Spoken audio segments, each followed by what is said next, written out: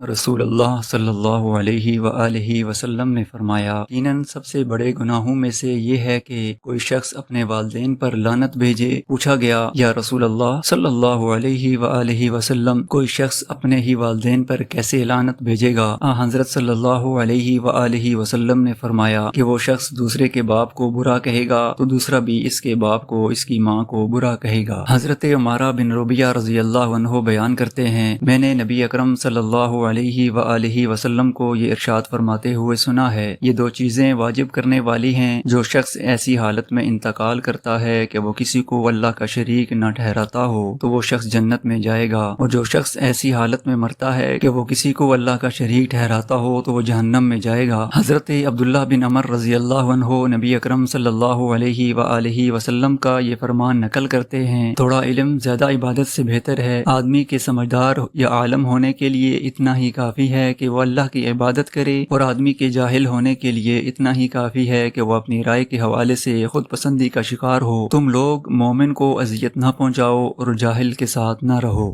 آئیے دعا کریں کہ اللہ ہمیں دکھاوے سے بچائے اور حقیقی ایمان، اخلاص اور عاجزی عطا فرمائے۔ اگر یہ حدیث آپ کے دل کو لگی ہو تو اس پیغام کو آگے شیئر کریں۔ جزاک اللہ۔